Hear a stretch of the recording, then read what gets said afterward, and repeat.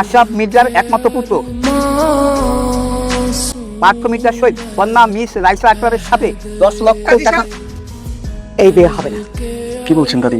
এই মির্জা বাড়ির ছেলের সঙ্গে ভূয়া বাড়ির কোনো মেয়ের বিয়ে হতে পারে না। রাইসা তুমি দাদিকে কিছু বলছো না? ঠিকই বলছো।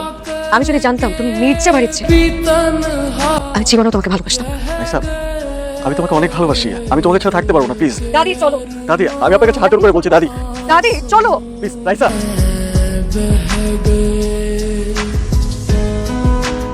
হ্যালো হ্যালো রাইসা, আমি তোমার বাসায় নিচ্ছি, তুমি আমার সাথে একটাবার দেখা করবে।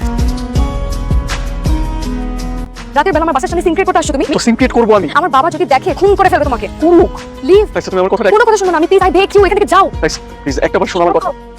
বাসার সামনে থেকে যাও, কেউ যদি দেখে কোনো প্রবলেম হবে। প্লিজ। অন্য আরেকজনের সংসারে তিলে তিলে মরার চেয়ে প্রিয় ভালোবাসার মানুষটির হাত ধরে একদিন বাঁচাই সুখের শান্তির। রাইসা আমি যদি তোমার জন্য আমার দাদি বাবা মা সবাইকে ছাড়তে পারি, তাহলে তুমি আমার জন্য সব ছাড়তে পারবা? আমি তোমার জন্য সব কিছু ছাড়তে পারি, সব।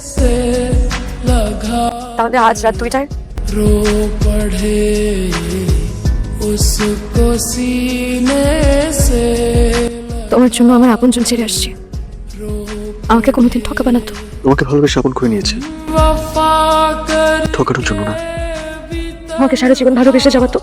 रह गए আমার শেষ নিঃশ্বাস থাকা পর্যন্ত আমি তোমাকে ভালোবেসে যাবো। দোস্ত এটা নেই, আপাতত এখানে থাক, বিয়ের পর একটা ব্যবস্থা করবো, চিন্তা করিস না। দেখতেছি। থ্যাংক ইউ দোস্ত। শুধুমাত্র তোর জন্য তোর দাদি আজ মৃত্যু শয্যায়। তোর দাদি হাসপাতালে, খাওয়া দাওয়া বন্ধ করে দিচ্ছে। তোর দাদির যদি কিছু হয় আমরা কিন্তু তোরে মাফ করতে পারবো না। তুই চলে আয় মা, তুই চলে আয়।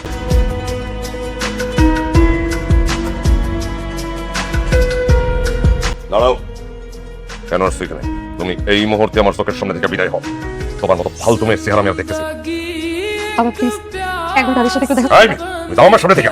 বাবা প্লিজ, মা একটু বুঝাও না। বাবা বাবা বাবা প্লিজ, বাবা কি করতেছেন? মানুষ তো সব টাকা আছে, হসপিটাল না? कर रह गई আমার পরিবারে কেন জন্ম নিয়েছে? আমার পরিবার তোর কারণে ধ্বংস হয়ে গেছে। এই কুলাঙ্গারের কারণে আজ আমি আমার একমাত্র ভাইকে হারিয়েছি। से अधूरे रह गए हम वफा करके भी तन्हा रह गए